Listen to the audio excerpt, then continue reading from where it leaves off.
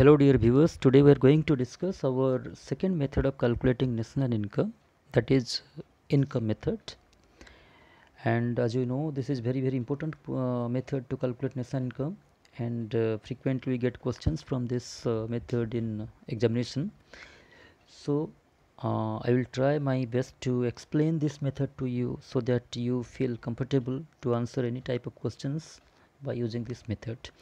Now, first of all, I would like to tell you what is the meaning of income. When we say we are using income method, first you have to understand what is the meaning of this income, how we can calculate national income, and what income we are talking of. When we say income method, remember income stands for factor income. Income stands for factor income. Now, you know what are factor incomes? There are 4 types of factors. Okay, 4 factors are there, as you all know it. One is land,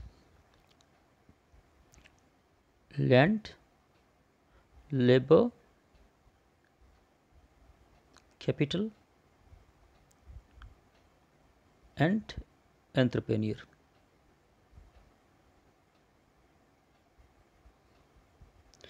So these are the 4 factors that we use in any production process, right or not? So whatever payments we make to these 4 factors, land gets what? Rent, labor gets wage and salary, capital it is interest, and entrepreneur gets profit. So these are the things that we talk about when we say income method. We talk of rent, we talk of wage, we talk of interest and profit. So basically these 4 things what are used to calculate national income by use of income method. So basically these are the components of income method. Okay, तो ये था basic information. And यहाँ पे और एक बात मैं आपको बता दूँ कि इनकम मेथड में हम जब कैलकुलेट करते हैं नेशनल इनकम, यहाँ पे क्या होता है कि जो भी वेरिएबल हम यूज करते हैं इनकम मेथड का वो ऑलरेडी फैक्टर कॉस्ट में होता है. Unlike your value added method, वहाँ पे हमने क्या देखा था कि जो भी वेरिएबल हम यूज करते हैं वो क्या होता है, मार्केट प्राइस में होता है. तो उसको हमको फिर से कन्वर्ट करना पड़ता था फैक्टर कॉस्ट में to arrive at the national income, right और नॉट. बट यहाँ पे क्या होता है, इनकम मेथड में factor cost, factor income means factor cost. ठीक है, देखो जैसे कि मैं बता रहा हूँ, यहाँ पे एग्जाम्पल आपको दे रहा हूँ. ये हो गया सपोज प्रोड्यूसर, लेट अस से he is the producer. Okay, वो क्या किया कि एक्स एक लेबर है, वो लेबर को सपोज वेज दिया. This producer is paying suppose wage to the laborer, suppose 50 rupees wage दिया. तो ये जो 50 रुपीज़ वेज दिया इसने, ये क्या हो गया, इसके लिए हो गया क्या, वेज और इनकम. बट ये 50 रुपीज़ इसके लिए क्या होगा, प्रोड्यूसर के लिए क्या होगा, ये होगा factor cost, cost of production. तो जो हम फैक्टर इनकम कहते हैं, it is factor cost for the producer. Producer के लिए वो क्या है, खर्चा है. तो factor cost and factor income में कोई डिफरेंस नहीं है. That's why factor cost is always equal two factor income. That's why जब हम इनकम मेथड में फैक्टर कॉस्ट की बात करते हैं तो ऑलरेडी फैक्टर कॉस्ट में है, उसमें ना इनडायरेक्ट टैक्सेस है, ना उसमें सब्सिडीज जुड़ा हुआ है. तो इसलिए हमको कोई कन्वर्सन की ज़रूरत नहीं पड़ता है, नंबर 1. सेकेंड बात यह है कि फैक्टर कॉस्ट में हम जैसे जानते हैं कि ग्रॉस वैल्यू में क्या होता है, डेप्रिसिएशन ऐड होके ग्रॉस होता है, राइट और नॉट.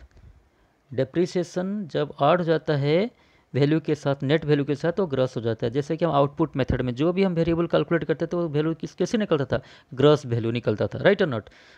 ठीक है, जीडीपी एमपी में हम पहुंचते थे, उसके बाद उसको कन्वर्ट करते थे नेशनल इनकम में. बट इनकम मेथड में जो भी वेरिएबल हम कैलकुलेट करेंगे वो हमेशा नेट वैल्यू निकलेगा हमारा. ठीक है, मतलब यहाँ पे डेप्रिसिएशन इसमें डेप्रिसिएशन इंक्लूडेड नहीं है.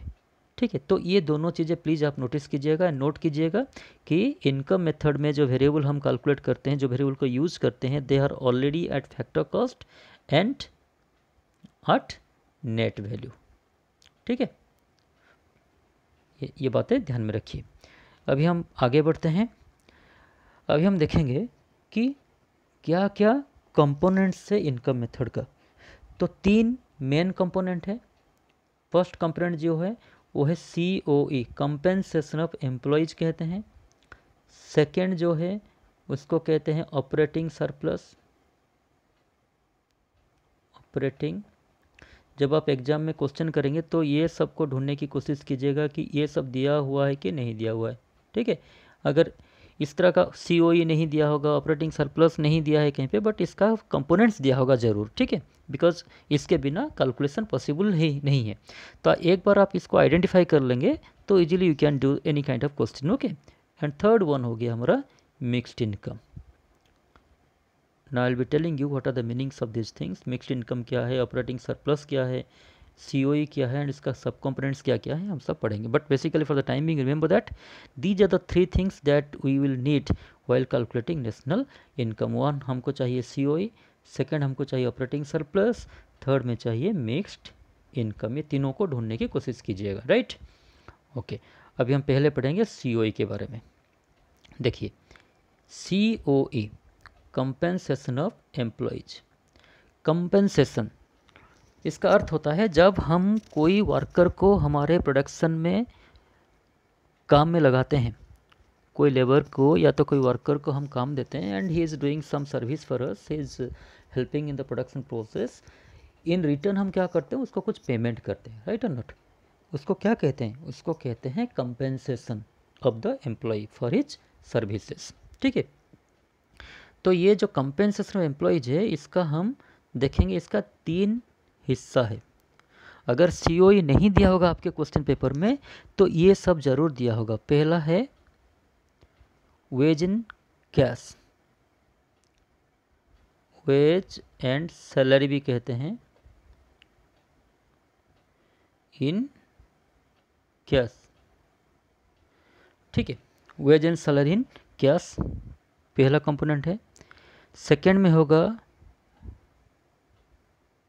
Wage and salary in kind. Kind का मतलब है नॉन मॉनिटरी बेनिफिट्स भी हम कुछ गेट पाते हैं हमारे एम्प्लॉयर से।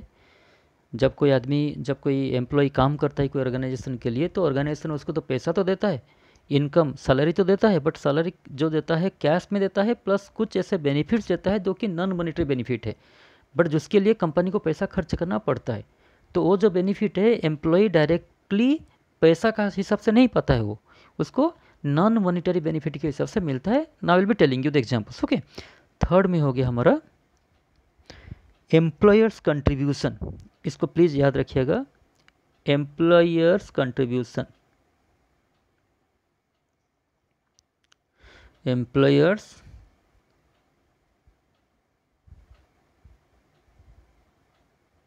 Contribution to social security schemes. मैं अभी आपको एक एक बताने जा रहा हूँ कि ये सब चीज़ों का मीनिंग होता क्या है एक्जैक्टली। देखिए, wage and salary in cash, जैसे आपको पता होगा कि हर एक एम्प्लॉई कुछ कैश में उसको सैलरी मिलता है या तो पेमेंट मिलता है। जब एक लेबर काम करता है, सपोज उसको 300-400 रुपया जो भी मिलता है अपना वेज के हिसाब से मिलता है, प्लस एक एम्प्लॉय सपोज काम करता है, वो मंथली सपोज नेट इनकम वो ड्रा करता है 20,000-30,000 रुपीज़, जो कि वो उसका सैलरी होता है। ठीक है, वो होता है कैश में, राइट। तो क्या इसमें क्या क्या आएगा, हमारा वेज इन कैश जो है इसमें कुछ कंपोनेंट्स हैं। फॉर एग्जांपल जैसे इसमें आ जाएगा आपका बेसिक पे जो होता है, हर एक एम्प्लॉय का एक बेसिक पे होता है, मिनिमम पेमेंट, ठीक है कि नहीं। उसके बाद डियरनेस अलाउंसेस। डियरनेस अलाउंसेस किसको कहते हैं, जब चीज़ों का दाम बढ़ता ही रहता है, जैसे कि हम जानते हैं कि day to day, day by day prices सब धीरे धीरे क्या हो रहा है, बढ़ रहा है, एवरेज प्राइस जो है वो बढ़ता रहता है। तो जब एवरेज प्राइस बढ़ता रहता है तो हमारा खर्चा भी ज़्यादा होता है, ठीक है कि नहीं, हमारे लाइफ को मेंटेन करने के लिए, हमारे एक्सपेंडिचर को मेंटेन करने के लिए। तो जब इसको हम इन्फ्लेशन भी कहते हैं, जब चीज़ों का दाम बढ़ता है तो कंपनी क्या करता है ना, हम एम्प्लॉयर को डियरनेस अलाउंसेस है। डियरनेस मतलब, डियर मतलब होता है एक्सपेंसिव होना। When the things become costlier और more expensive, the employer has to pay some compensation in terms of money to the employee to adjust his what expenditure as per the rising prices, right or not? So इसको कहते हैं DA. तो basic पे हो गया, DA हो गया, bonus जो मिलता है, कमीशन मिलता है, ये सब आ जाता है हमारा किस में, wage and salary in cash में, ठीक है कि नहीं। बट रिमेंबर ये सब सीओई का पार्ट है, ठीक है। उसी तरह से wage and salary in kind, ये होता है कुछ नॉन मॉनेटरी बेनिफिट भी हमको मिलता है कभी कभी। फॉर एग्जांपल मान लीजिए कि आपको कंपनी ने सपोज जाने आने के लिए गाड़ी का व्यवस्था किया है, आपको बस प्रोवाइड किया है और आप हमेशा उस ऑफिस में बस में जाते हैं, बस से आते हैं, ठीक है। बट उसके लिए आपको पैसा देना नहीं पड़ता है, बट कंपनी को तो खर्चा करना पड़ता है ना। वो जो बस में आप जाते हो डेली, उसके लिए तो कंपनी को खर्चा करना पड़ता है, ड्राइवर को पैसा देता है, पेट्रोल का खर्चा, डीजल का खर्चा होता है, बस का मेंटेनेंस, ये सब का खर्चा होता है। तो ये भी आपके लिए एक तरह का बेनिफिट है, यू आर गेटिंग दैट। अगर आप ये नहीं, बस में नहीं जाते, आपका खुद का खर्चे में जाते, तो आपको पैसा खर्चा करना पड़ता। तो इस तरह का आप एक नॉन मॉनिटरी बेनिफिट आपको मिल रहा है, ठीक है। फिर एग्जाम्पल ले लीजिए मेडिकल फैसिलिटी। आपके हॉस्पिटल, सपोज आपका कंपनी में ही आप जहाँ पे काम करते हो, आपको मेडिकल बेनिफिट देता है, आप फ्री मेडिकल चेकअप करवा सकते हो, फ्रीली मेडिसिन आप ले सकते हो, तो आप तो फ्री मिल रहा है आपको। बट सोचिए, क्या कंपनी उसके लिए पैसा देता है कि नहीं? वो जहाँ से मेडिसिन लाता होगा उसको तो खर्चा करना पड़ता होगा। तो इसी तरह से उसका जो पैसा खर्च करता है कंपनी आपको ये सब बेनिफिट देने में, वो आपका वेज और सैलरी के हिसाब से वो काउंट होगा, but not in cash but in kind, ठीक है। तो ये बेनिफिट आप क्यों मिल रहा है आपको? Because you are working for the company. अगर आप काम नहीं करते तो ये बेनिफिट आपको नहीं मिलता, ठीक है। तो इसी तरह से मेडिकल फैसिलिटीज़ हो गया, रेंट फ्री एकोमोडेशन, सपोज आपको कंपनी ने क्वार्टर्स दिया रहने के लिए, जिसके बदले में आपको भाड़ा देना नहीं पड़ता है, ठीक है कि नहीं। सपोज आप क्वार्टर्स में आपको पानी का फैसिलिटी दिया है, फ्री इलेक्ट्रिसिटी दिया है, ये सब चीज़ों के लिए भी कंपनी को पैसा देना पड़ता है, but you are not giving any single penny for this facilities to the company. तो ये जो बेनिफिट आपको मिलता है, जितना खर्चा होता है कंपनी का for this things, that is also a part of your compensation, ठीक है कि नहीं। इसको कहते हैं हम वेज इन काइंड, ठीक है। थर्ड जो है ये थोड़ा इंपॉर्टेंट है, एम्प्लॉयर्स कंट्रीब्यूशन। देखिए, employers contribution to the social security scheme. Social security scheme क्या होता है? आज हम काम कर रहे हैं, सपोज 15-20 ईयर्स हम काम करेंगे कंपनी के लिए, उसके बाद विल टेक रिटायरमेंट। रिटायरमेंट के बाद जो है हम लोग का सेफ्टी सिक्योरिटी के लिए जब हम काम करते हैं, उसी टाइम में भी हमारा सेफ्टी सिक्योरिटी के लिए कंपनी हमारे लिए प्रोविज़न करता है, ठीक है कि नहीं। जैसे कि इंश्योरेंस प्रोवाइड करता है हमको। सेकेंडली, हमारा प्रोविडेंट फंड के लिए इन फ्यूचर आफ्टर रिटायरमेंट हमको पेंशन मिलता है, तो उसके लिए भी कंपनी क्या करता है, पैसा आपके अकाउंट में डिपॉजिट करता है। अभी जो फिलहाल 12% है हमारा सैलरी का, 12% पेमेंट हम करते हैं, एंड कंपनी भी 12% पेमेंट करता है। तो कंपनी ये जो पैसा आपका बेनिफिट के लिए, in future when you retire you will get the benefits in lump sum for your social security, because उस टाइम में ना आपके पास एज होगा काम करने के लिए, ना आप फिजिकली फिट होंगे काम करने के लिए। सो इन दैट केस आपको सोसाइटी में सेफली सिक्योरली रहना है, तो इसके लिए क्या करता है ना, कंपनी आज से आपके लिए थोड़ा पैसा आपके अकाउंट में हमेशा डिपॉजिट करता है, जिसको हम प्रोविडेंट फंड भी कहते हैं, भविष्य निधि भी कहते हैं, ठीक है कि नहीं। इसको अलग अलग जगह पर अलग अलग सिस्टम है, भविष्य निधि है, एनपीएस है, न्यू पेंशन स्कीम है। तो ये जो चीज़ें कंपनी आपको देता है, ये भी आपका सैलरी में काउंट होगा, ठीक है, क्योंकि कंपनी आपको देता है। आप, हाँ, ये बात है कि आप उसको अभी ड्रॉ नहीं कर पा रहे हैं, बट ये आपके अकाउंट में जा रहा है, एंड आपको पेमेंट क्यों कर रहा है कंपनी? आपके फ्यूचर के बेनिफिट के लिए, आपके फ्यूचर में लाइफ सिक्योर हो इसके लिए कर रहा है, एंड आप काम कर रहे हो इसीलिए कर रहा है, ठीक है। तो ये भी एक part of your ways and salary होगा, ठीक है। तो इसी तरह से ये जितने तीनों मैंने पार्ट लिखा, wage and salary in cash, wage and salary in kind and employers contribution to social security scheme. अगर आप देख रहे हो कि सीओई दिया है आपका क्वेश्चन में, कहीं पे भी सीओई नाम का कोई चीज़ है, you see that COE is given, तो आप डायरेक्टली सीओई को ले सकते हो, ये सब की और ज़रूरत नहीं पड़ेगा। अगर सीओई के साथ इसमें सपोज सीओई दिया है and wage and salary in cash भी दिया है, तो you don't have to take this directly COE, because COE के अंदर ये सब आ जाता है, ठीक है। अगर सीओई नहीं दिया है तब आपको ये तीनों को ढूंढना है कि कहाँ कहाँ पे है, फिर इसको ऐड कीजिए, फिर आपको सीओई मिल जाएगा, right. Is that clear?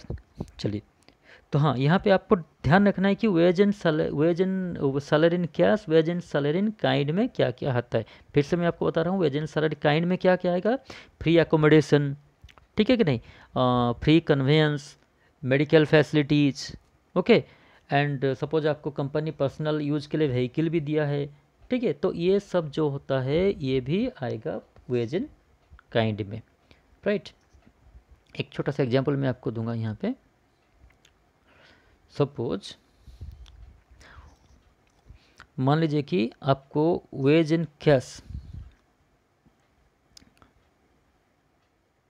Cash आपको मिल रहा है 15,000 रुपया। You are getting 15,000 from the company every month in cash, okay. Wage in kind जो मेडिकल हो गया आपका, चाइल्ड एजुकेशन के लिए आपको कंपनी पेमेंट करता है, ठीक है। देन आपका सपोज फ्री कन्वेंस के लिए खर्चा होता है कंपनी का, ट्रांसपोर्टेशन के लिए खर्चा होता है, आपको फ्री मील दे रहा है, सपोज कंपनी के कैंटीन में आप फ्रीली खा सकते हो, उसके लिए कंपनी का जो खर्चा आता है, इस सब में सपोज ये हो गया वेज इन काइंड, आपको ये सब बेनिफिट भी मिल रहा है। तो veg in kind suppose company आपके लिए खर्चा कर रहा है लेटेस्ट से 3,000 रुपीज़, ओके। और सोशल सिक्योरिटी स्कीम के लिए, आपका फ्यूचर के लिए सोशल सिक्योरिटी स्कीम के लिए सपोज कंपनी डिपॉजिट कर रहा है आपके अकाउंट में every month suppose 2,000 rupees, right.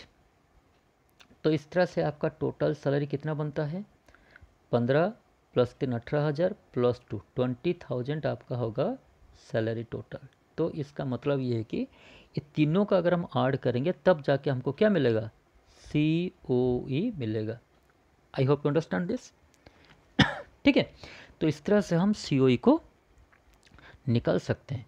यहाँ पे एक बात बहुत इम्पोर्टेंट है जो कि बच्चों का कन्फ्यूजन में बच्चे आ जाते हैं कभी कभी, कि एक क्वेश्चन आपको कभी कभी देगा एम्प्लॉयज़ कंट्रीब्यूशन। देखिए एम्प्लॉयज़ कंट्रीब्यूशन, ये दोनों में डिस्टिंग्विश करना सीखिएगा please. Employers contribution, employers contribution to what, social security scheme। what is this employers contribution to social security scheme. देखिए यहाँ पे एम्प्लॉयज़ लिखा है, एम्प्लॉयर्स ने लिखा हुआ है, एम्प्लॉयज़। एम्प्लॉय का मतलब है जो काम करता है, जिसको पैसा मिला, वो भी क्या करता है ना, अपना इनकम से कुछ डिपॉजिट करता है अपना फ्यूचर को सिक्योर करने के लिए, मतलब अपना रिटायरमेंट के बाद लाइफ के लिए वो क्या खुद का इनकम को काट के कुछ सेव करता है, ठीक है। अभी जो मैंने एग्जांपल दिया था, सपोज आपका यहाँ पे आपको कंपनी कितना दिया,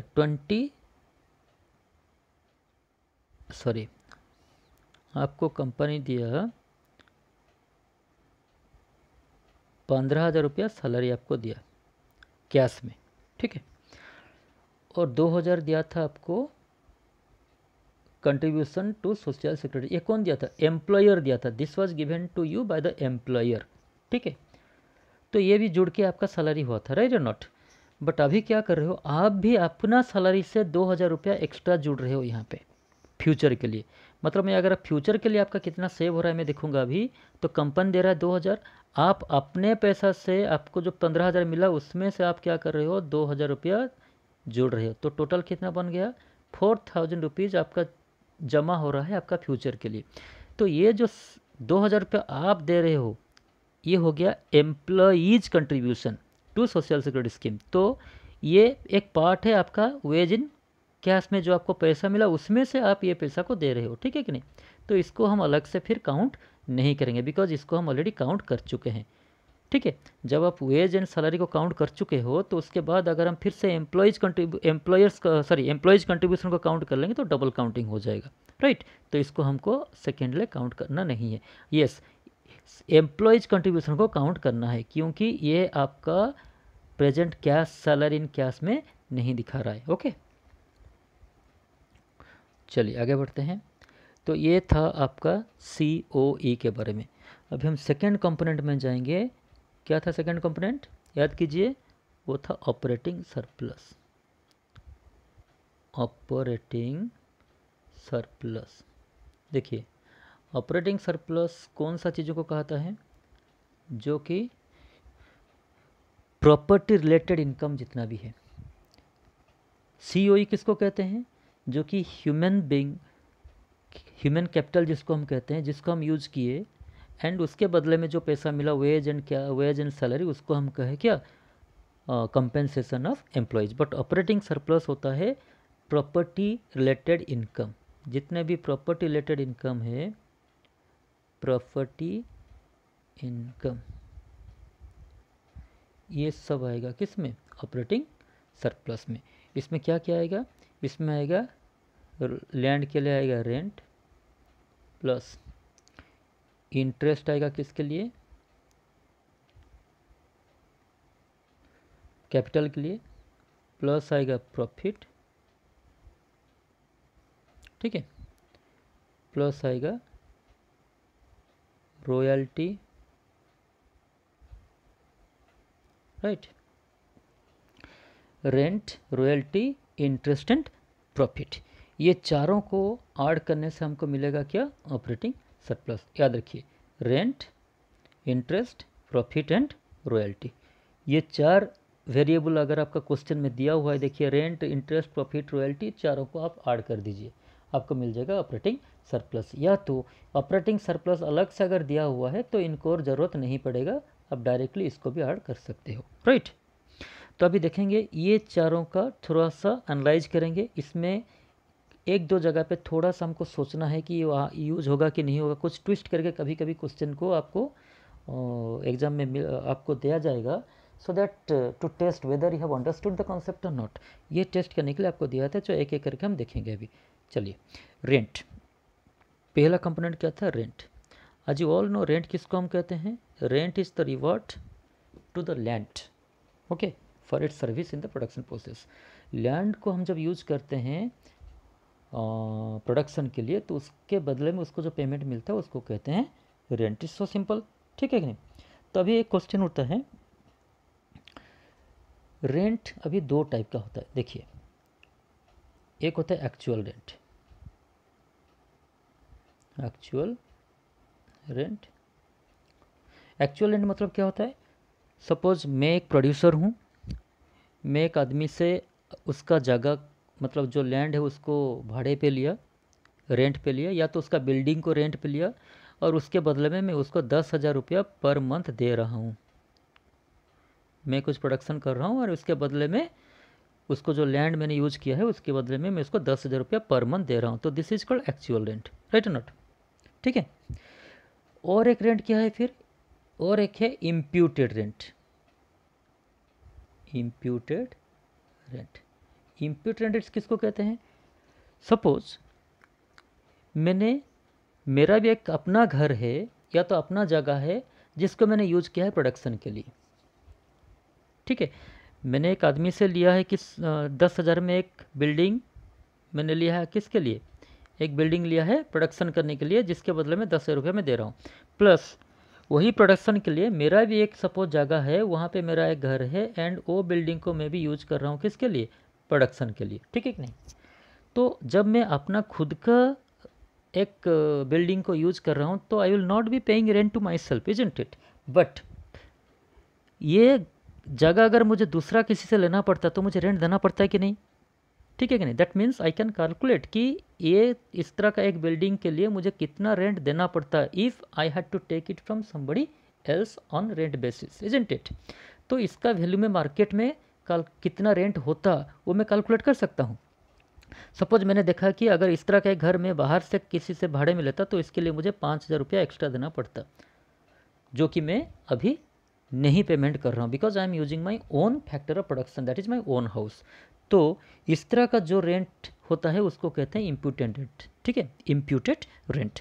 तो अभी टोटल रेंट कितना होगा, एक्चुअल रेंट आपने 10,000 रुपया दिया, प्लस जो अपना खुद का घर आपने यूज़ किया है जिसके बदले में आपको 5,000 रुपया मिल सकता था, या तो आपको 5,000 रुपया देना पड़ता अगर दूसरा किसी से आपने ये इस तरह का एक बिल्डिंग यूज करते प्रोडक्शन के लिए, बट आप नहीं दे रहे हो अभी because you are using your own land.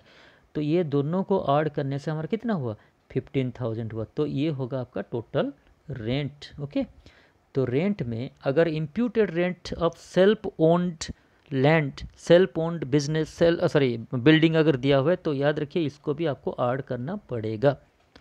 Okay, you can not exclude this, it will be included in the part of rent। Okay, तो ये था रेंट का डिवीज़न। अभी हम देखेंगे, जब रेंट की बात मैं कर रहा हूँ तो अभी आपको रॉयल्टी की भी मीनिंग बता दे रहा हूँ। रेंट के बाद मैं आपको रॉयल्टी बता दे रहा हूँ। Royalty, what is royalty? देखिए, कभी कभी क्वेश्चन में रॉयल्टी होता है, कभी कभी नहीं होता है, ठीक है। So it is not necessary, as I told you, it may be given, it may not be given. तो रॉयल्टी होता क्या है? सपोज आपको मैं एग्जांपल देकर समझाऊंगा। सपोज एक्स एक आदमी है, let this person is x, उसका एक सपोज यहाँ पे एक माइंस का ओनर है, एक सपोज माइंस ओनर है, यहाँ पे कोल का डिपॉजिट है, this is a coal mines. Who is the owner? X is the owner, right और not? He is the owner of this coal mines. तो इसने क्या किया, वाई को लीज दे दिया। लीज में दे दिया कौन सा चीज़ को? माइंस को, कि you invest your money, you mine coal from my mine, and आप माइनिंग करो, कोल को बिजनेस करो, एंड जो भी आपका प्रॉफिट होगा, सपोज लेट मी से उसने एक डील किया वाई के साथ कि वाई अपना पैसा खर्च करेगा। ओनर कौन है? ओनर है एक्स। याद रखिए ये माइंस का ओनर है एक्स, बट वो अपना पैसा नहीं खर्च कर रहा है, वो सिंपली उसका परमिशन दे रहा है किसको? वाई को। क्या करने के लिए? कि यहाँ से माइन करने के लिए, कोल एक्सट्रैक्ट करने के लिए, बिजनेस करने के लिए, ठीक है। और जितना भी उसके साथ अब डील कर रहा है कि जितना भी प्रॉफिट होगा, सपोज उसका 10% जो है वाई किसको पेमेंट करेगा? एक्स को देगा। क्यों देगा? बिकॉज एक्स ने उसको लीज दिया है, फ्रेंचाइज दिया है, या तो परमिशन दिया है माइन करने के लिए कोल, राइट और नॉट? तो ये जो 10% मिल रहा है किसको? एक्स को, इसको कहते हैं रॉयल्टी, ठीक है। देखिए रेंट एंड रॉयल्टी में थोड़ा सा डिफरेंस है। रेंट क्या होता है? रेंट होता है लैंड का यूज करने के लिए, सरफेस सॉइल को यूज करने के लिए जो पैसा हम देते हैं उसको कहते हैं रेंट, ठीक है। बट सब सॉइल मिनरल्स, सब सॉइल एसेट्स जैसे कि कोल, सब सॉइल मतलब जो नीचे डिपॉजिट होता है कोल, उसको यूज करने के लिए जब हम परमिशन दिए एक पार्टी को और उसके साथ कॉन्ट्रैक्ट किए कि वो अपना इनकम का कुछ पार्ट परसेंटेज ओनर को देगा एज रॉयल्टी, तो ये चीज़ को हम कहते हैं क्या? रॉयल्टी इनकम, ठीक है। तो I hope you understand this. तो इस तरह का जो इनकम है, रॉयल्टी इनकम जो एक्स का बना, ये भी पार्ट ऑफ इनकम होगा, ठीक है। नाउ देखिए रॉयल्टी इनकम खाली सबसॉइल प्रॉपर्टी से नहीं आता है, royalty income also accrues to copyright, ठीक है कि नहीं। जो सिंगर्स वगैरह होते हैं, सपोज कोई एक गाना गया है, बहुत पॉपुलर हुआ है, एंड उसका कॉपीराइट बहुत सारे कंपनीज जो ऑडियो जो जो पब्लिश करते हैं या तो फिर रिकॉर्डिंग करते हैं, वो सब कंपनियां सपोज वो गाने को बार बार सुनाते हैं कहीं पे और उससे पैसा इनकम करते हैं, तो उसका एक हिस्सा सिंगर को देना पड़ता है, ठीक है कि नहीं। उसको भी हम कहते हैं रॉयल्टी इनकम, ठीक है। सो रॉयल्टी इनकम इस तरह से डिफरेंट टाइप्स ऑफ हो सकता है, ठीक है। क्यों मिलता है हमको? Because we are getting the license from somebody to use his property, उसका प्रॉपर्टी को यूज करने के लिए हम लाइसेंस हमको मिला है, उससे हम बेनिफिट पा रहे हैं, तो उसका एक हिस्सा हम ओनर को पैसा के हिसाब से देते हैं, उसको कहते हैं रॉयल्टी, ठीक है। तो हमने देखा रेंट क्या है, रॉयल्टी क्या है। अभी हम देखेंगे इंटरेस्ट। तो हाँ सॉरी, इंटरेस्ट। आज यू ऑल नो इंटरेस्ट होता है रिवॉर्ड फॉर कैपिटल। इसको क्या कहते हैं? Reward to the use of capital. Capital मतलब पैसा। जो हमने पैसा यूज किया है बिजनेस में, अगर हमने लोन लिया है, बोरो किया है, तो इसके बदले में जो पैसा हम देते हैं, बोरोवर जो हमको लोन दिया है, बैंक हो सकता है, प्राइवेट इंस्टीट्यूशन हो सकता है, कोई भी, तो उसको हम कहते हैं interest. So interest is basically the payment made to capital for its productive services, right और नॉट।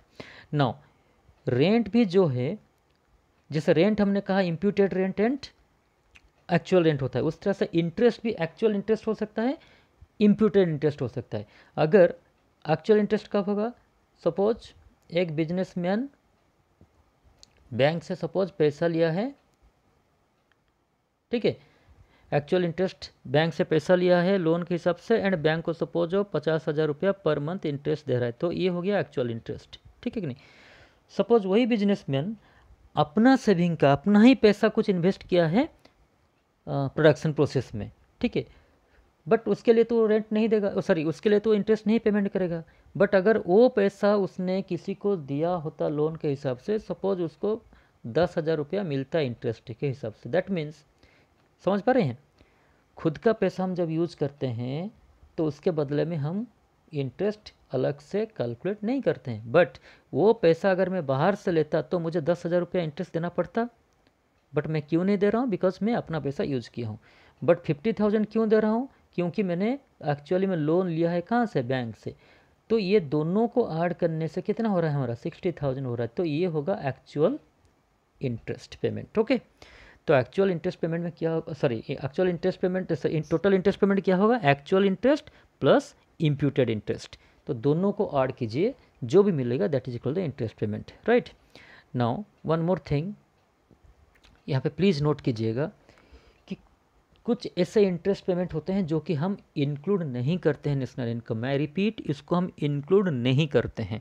क्वेश्चन में आपको दिया जा सकता है, कभी कभी ऐसा आ जाता है क्वेश्चन में। कैसे?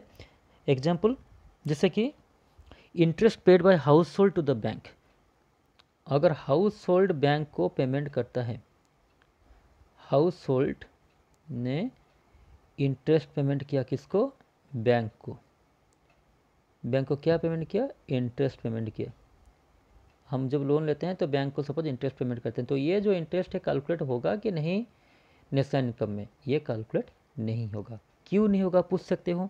Okay, the answer is house hold क्या है? हाउस होल्ड कंज्यूमर सेक्टर है। हाउस होल्ड जो भी पैसा लेता है वो कंजम्पशन पर्पज़ के लिए लेता है, ठीक है, वो प्रोडक्शन के लिए नहीं लेता है, ठीक है। तो हाउस होल्ड जब इनकम नहीं करता है, पर कोई प्रोडक्शन एक्टिविटीज़ वो नहीं करता है, वो कंजम्पशन ही करता है, तो ऑब्वियसली वो जो भी इंटरेस्ट देगा वो कोई भी प्रोडक्शन एक्टिविटी से रिलेटेड नहीं होगा। तो इसलिए हाउस होल्ड जो पेमेंट करता है बैंक को इंटरेस्ट, वो क्या होगा? उसको हम काउंट नहीं करेंगे। क्यों नहीं काउंट करेंगे? बिकॉज ये जो इंटरेस्ट पेमेंट कर रहा है हाउस होल्ड, इससे कुछ प्रोडक्शन एक्टिविटी नहीं हुआ है, या तो कोई प्रोडक्शन एक्टिविटी से जो इनकम मिला है उसमें से इंटरेस्ट पेमेंट नहीं कर रहा है। Are you getting it? ठीक है, तो हाउस होल्ड जो भी इंटरेस्ट पेमेंट करेगा वो बैंक को वो नहीं काउंट किया जाएगा इनकम कैलकुलेशन में। ओके, नेक्स्ट आ गया, सिमिलरली जब गवर्नमेंट जब इंटरेस्ट पेमेंट करता है, गवर्नमेंट पेज इंटरेस्ट, ठीक है। गवर्नमेंट भी कभी कभी लोन लेता है बैंक से, आरबीआई से, reserve bank of India, central bank से, पब्लिक से इंटरेस्ट सॉरी लोन लेता है। तो जब वो पेमेंट करता है इंटरेस्ट, वो भी काउंट नहीं होगा, क्योंकि government is also a consumer sector, government is not producer sector. Producer sector only firm है, ठीक है, जो भी प्रोडक्शन करता है वो फार्म सेक्टर में जाएगा, ठीक है कि नहीं। तो government is not a producer. Government का काम होता है to provide for the welfare of the people, वो सब काम करना, वो सब डेवलपमेंटल एक्टिविटीज़ में इन्वेस्ट करना जहाँ जिससे कि लोगों का फ़ायदा हो। तो जितना भी गवर्नमेंट पैसा खर्च करता है, पब्लिक एक्सपेंडिचर करता है, स्कूल कॉलेज वगैरह रोड ये सब बनाता है, वो सब कंजम्पशन एक्सपेंडिचर में माना जाएगा, ठीक है। वो तो इसके लिए government just like your household, government is also a consumer sector. तो गवर्नमेंट जो भी पैसा पेमेंट करेगा as interest, that will not be calculated in national income calculation, याद रखिए प्लीज इसको। ओके, थर्ड आ गया, अगर एक फर्म, एक फर्म है और एक फर्म है बी, फर्म बी, तो ए ने क्या किया, बी को इंटरेस्ट पेमेंट किया, उससे कुछ लोन लिया था तो इसके लिए उसने पेमेंट किया इंटरेस्ट। किसने? Firm A is paying interest to firm B. तो will this interest be included in national income or not? आप अभी सोचोगे कि हाँ फर्म तो प्रोडक्शन करता है तो ये इंटरेस्ट तो पेमेंट जब करता है दूसरा फर्म तो काउंट होगा। No my dear friends, it नहीं होगा। ये क्यों नहीं होगा? क्योंकि फर्म जो इंटरेस्ट पेमेंट करता है दूसरे फर्म को, ये अपना इनकम से कैलकुलेट करके इनकम से ही पेमेंट करता है, ठीक है। और उसका इनकम हम कहते हैं प्रॉफिट, ठीक है। वो अपना प्रॉफिट से पेमेंट करता है क्या, इंटरेस्ट पेमेंट। एंड प्रॉफिट जब हम ऑलरेडी कैलकुलेट करते हैं नेशनल इनकम में, तो दोबारा फिर हम ये इंटरेस्ट को कैलकुलेट नहीं करेंगे। आप समझ पा रहे हो? सपोज फर्म ने प्रॉफिट किया 100 रुपीज़, इसको हमने कैलकुलेट कर लिया नेशनल इनकम में। ये 100 रुपीज़ में से सपोज 20 रुपीज़ उसने क्या इंटरेस्ट पेमेंट किया। तो अगर हम 100 में 100 + 20 कर देंगे तो गलत हो जाएगा, 120 हो जाएगा इनकम फर्म का प्रॉफिट, बट एक्चुअली प्रॉफिट कितना है 100। तो इसलिए जब प्रॉफिट से पेमेंट किया जाता है interest to another firm, and profit को हम ऑलरेडी कैलकुलेट कर चुके हैं इनकम में, तो हम दोबारा से interest paid by one firm to another firm, इसको काउंट नहीं किया जाएगा, राइट। तो ये था income from, sorry royal rent हमने पढ़ा, रॉयल्टी पढ़ा, इंटरेस्ट पढ़ा। अभी और एक बहुत इंपॉर्टेंट पार्ट है जो कि है प्रॉफिट। जैसे आप सबको पता है प्रॉफिट किसका इनकम होता है, एंटरप्रेन्योर का। एंटरप्रेन्योर रिस्क लेता है, सब फैक्टर्स ऑफ प्रोडक्शन को अरेंज करता है, उसको यूज़ करता है, ऑर्गेनाइज करता है, एंड उसके बदले में जो उसको पैसा मिलता है, रिवार्ड मिलता है, प्रॉफिट होता है। कभी अगर कभी लॉस भी हो सकता है, ठीक है कि नहीं। तो जो भी रिवार्ड एंटरप्रेन्योर को मिलता है, बेनिफिट मिलता है for his services in the production process, it is called profit. Now देखिए, जब आप क्वेश्चन में कभी कभी प्रॉफिट डायरेक्टली नहीं दिया होगा, most of the time profit को डायरेक्टली नहीं दिया जाता है, इसको स्प्लिट करके दिया जाता है। जब स्प्लिट करके दिया जाएगा तो प्रॉफिट का हिस्सा क्या क्या होगा, देखिए मैं आपको बता दे रहा हूँ। प्रॉफिट का एक हिस्सा है डिविडेंड, एक है, let me tell you properly this one. तो प्रॉफिट का फर्स्ट जो पार्ट है वो है dividend, dividend. So what is dividends? Dividends represent a part of the profit which is given to the shareholders. एक कंपनी मतलब क्या है, बहुत सारे लोग वहाँ पे इन्वेस्ट किए हैं, that becomes a company now, okay. तो पब्लिक जो होता है जब एक कंपनी का शेयर्स खरीदता है, एक कंपनी का अंश जिसको बोलते हैं, जब खरीदते हैं, तो कंपनी जब प्रॉफिट करता है तो कंपनी का आज पर रूल, कंपनी अपना प्रॉफिट का एक पार्ट जो होता है शेयर होल्डर को देना पड़ता है अकॉर्डिंग टू देयर एग्रीमेंट, ठीक है कि नहीं। तो जो भी पैसा प्रॉफिट से, सपोज एक कंपनी 1000 रुपीज़ प्रॉफिट किया, एग्जांपल ले लीजिए, टोटल प्रॉफिट हुआ कंपनी का कितना 1000 रुपीज़। तो 1000 में से उसने क्या किया ना, देखा कि उसका जो शेयर होल्डर्स है उनको उसने दे दिया सपोज 400 रुपया, तो ये हो गया डिविडेंड, ओके। तो बचा भी कितना 600। सेकेंड में कंपनी को क्या देना पड़ता है, कॉर्पोरेट टैक्स देना पड़ता है। जैसे corporate tax is called business tax, it is also called corporation tax और income tax of business firms, ठीक है। जैसे हम भी इनकम करते हैं तो इनकम टैक्स देते हैं, उस तरह से कंपनी का, एंटरप्रेन्योर का इनकम क्या है, प्रॉफिट। तो प्रॉफिट जब उसका इनकम है, उससे उसको गवर्नमेंट को टैक्स देना पड़ता है, that is called tax on profit, और कॉर्पोरेशन टैक्स और बिजनेस टैक्स और income tax of the business organisation भी हम कह सकते हैं, ठीक है। तो सपोज उसने 100 रुपीज़ टैक्स दिया, ठीक है। तो ये हो गया 400 रुपया दिया क्या उसने डिविडेंड के हिसाब से, 100 rupees it paid as corporation tax. ना बचा कितना 500। तो थर्ड ये जो 500 है इसको कहते हैं रिटेन्ड अर्निंग, इसको कहा जाता है रिटेन्ड अर्निंग। कितना हुआ 500। इसको भी कहा जाता है अनडिस्ट्रीब्यूटेड प्रॉफिट, जो कि कंपनी अपने पास फ्यूचर के लिए कभी कुछ खर्चा करने के लिए, कुछ इन्वेस्टमेंट करने के लिए अपने पास रख लेता है। ठीक है, तो इसी तरह से अगर हम तीनों को ऐड करेंगे, retained earning, corporation tax plus dividend, तीनों को ऐड करेंगे तो हमको टोटल प्रॉफिट मिलेगा। ठीक है, तो अगर क्वेश्चन में आपको प्रॉफिट दिया हुआ है, आप देख रहे हो प्रॉफिट इज ऑलरेडी गिवन, उसके साथ इन तीनों में से कोई भी एक वेरिएबल सपोज उसके साथ भी दे दिया है, तो इन तीनों किसी को भी काउंट मत कीजिए, बिकॉज ये तीनों इसका ही पार्ट होता है। ठीक है, प्लीज़ नोट कीजिएगा, अगर प्रॉफिट दिया हुआ है, प्रॉफिट के साथ मान लीजिए कि कॉर्पोरेशन टैक्स भी दिया हुआ है, तो गलती से भी इसको ऐड मत कीजिए, क्योंकि corporation tax is nothing but A part of the profit. ठीक है, अगर प्रॉफिट नहीं दिया है तो आप ढूंढिए कि ये तीनों वेरिएबल है कि नहीं, फिर तीनों को ऐड कीजिए, फिर आपको टोटल प्रॉफिट मिल जाएगा। राइट, तो ये था प्रॉफिट के बारे में एंड कंपोनेंट्स ऑफ प्रॉफिट के बारे में। राइट, इसके बाद हम चलते हैं मिक्स्ड इनकम। तो अभी तक हम लोगों ने क्या क्या पढ़ा, हमने पढ़ा COE क्या है, उसका कंपोनेंट्स क्या है, प्लस हमने पढ़ा ऑपरेटिंग सरप्लस क्या है। ठीक है, अभी हम पढ़ेंगे मिक्स्ड इनकम क्या है। देखिए, mixed income, we are going to take this one. Okay, mixed income, आपको नाम से पता चलता होगा कि ये क्या चीज़ हो सकता है। मिक्स्ड इनकम मतलब एक इस तरह का इनकम जहाँ पे हम एग्जैक्टली बोल नहीं सकते कि वो क्या है, वो वेज है, सैलरी है, रेंट है, इंटरेस्ट है, प्रॉफिट है, क्या है, because it is a type of income which is a mixed of different types of or different elements of different incomes. ठीक है, इसमें different elements or different types of income का ये एक ब्लेंडिंग है। राइट और not, we can not easily distinguish it whether it is particularly it can be called wage, or can we call it profit, or can we call it interest, क्या कहेंगे इसको। तो इस तरह का इनकम को हम कहते हैं मिक्स्ड इनकम। फॉर एग्जांपल आप चलिए मान लेते हैं कि ये एक बार्बर है, barber, he is a barber, उसका अपना ज़मीन है, अपना घर भी है।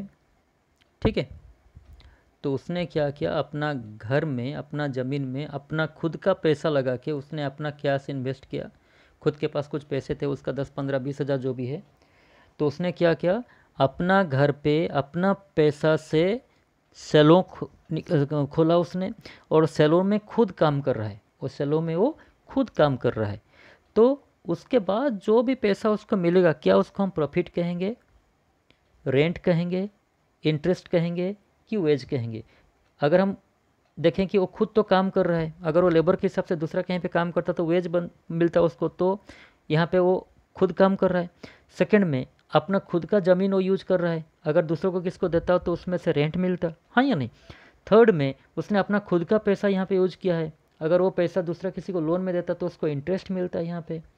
ठीक है, और खुद ये सब चीज़ को अरेंज करके, जस्ट लाइक एन एंटरप्रेन्योर, एक एंटरप्रेन्योर की तरह खुद अपना सब फैक्टर को अरेंज करके खुद मेहनत कर रहा है, बिजनेस कर रहा है एंड कुछ इनकम कर रहा है, तो उस प्रॉफिट भी कर रहा है।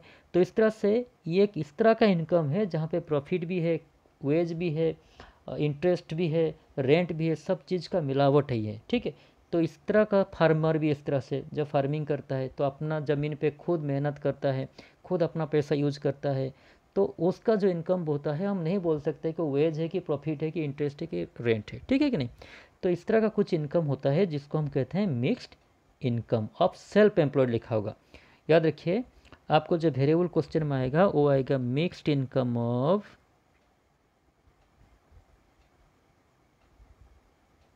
Self employed. यूजुअली जो लोग सेल्फ एम्प्लॉयड हैं उनका जो इनकम होता है उसको हम कहते हैं मिक्स्ड इनकम। जैसे फार्मर सेल्फ एम्प्लॉयड, एक छोटा सा कोई बिजनेस करता है, बिजनेस फार्म है उसका, दुकान है, छोटा दुकान है, वो भी सेल्फ एम्प्लॉयमेंट होगा। ठीक है, तो ये हो गया हमारा the last variable of income method. Okay, तो फिर से मैं आपको एक बार बता दूं कि इनकम मेथड हमने क्या क्या पढ़ा। पहले हमको क्या निकालना है, COE निकालना है। अगर COE नहीं दिया है तो आप देखिए wage and salary, employers contribution, ये सब है कि नहीं है, तो ये चीज़ को आप देख लीजिए पहला। सेकंड में आपको देखना है ऑपरेटिंग सरप्लस। अगर ऑपरेटिंग सरप्लस नाम का चीज़ कहीं पे नहीं है तो ऑब्वियसली वहाँ पे रेंट, रॉयल्टी, इंटरेस्ट, प्रॉफिट, ये सब चारों होगा, या तो उनका वेरिएबल्स अलग अलग करके दिया होगा, उसको आपको ठीक तरह से ढूंढ के कौन किसको यूज करना है, किसको यूज नहीं कर रहा है, उसको नोट करना है प्लीज़। ओके, इसको देखना है। एंड थर्ड में आपको देखना है मिक्स्ड इनकम दिया है कि नहीं है। अगर मिक्स्ड इनकम नहीं दिया है तो कोई ज़रूरत नहीं उसको कैलकुलेट करने के लिए, ये दोनों का आप ऐड करके निकाल सकते हो। ठीक है, तो ये तीनों को जब हम ऐड करेंगे, अभी को सवाल रहा कि जब हम ये तीनों वेरिएबल को ऐड करेंगे मिक्स्ड इनकम मेथड में, तो हम कहाँ पे पहुँचेंगे। याद रखिए, जब COE हम ऐड कर लिए, प्लस ऑपरेटिंग सरप्लस ऐड कर लिए, प्लस मिक्स्ड इनकम ऐड कर लिए, तो हम पहुँचेंगे NDPFC में। मैंने पहले भी बताया था आपको कि इनकम मेथड में हम फैक्टर कॉस्ट में कैलकुलेट करते हैं एंड नेट वैल्यू हमको मिलता है, तो हम डायरेक्टली पहुंच जाएंगे NDPFC में। अगर NDPFC को आपको कन्वर्ट करना है किस में, नेशनल इनकम में, जैसे कि NNPFC में, तो करना क्या है, आपको सिर्फ D को नेशनल करना है, राइट और not. You have to just convert D to, देखिए अगर आपको ये जो D है इसको क्या करना है, नेशनल करना है, तो क्या करना है, इसमें NFIA को ऐड कर दीजिए, NFIA को ऐड कर दीजिए, आपको मिल जाएगा क्या, नेशनल इनकम, राइट और नॉट। ठीक है, तो इस तरह से जो भी वेरिएबल आपको पूछा होगा इनकम मेथड में, आप याद रखिए कि ये तीनों को यूज करने के बाद you are arriving at NDPFC, domestic income जिसको हम कहते हैं, directly you are arriving at domestic income. ठीक है, एंड अगर आपको उसको नेशनल करना है तो NFIA को ऐड कीजिए, you will be getting national income, right.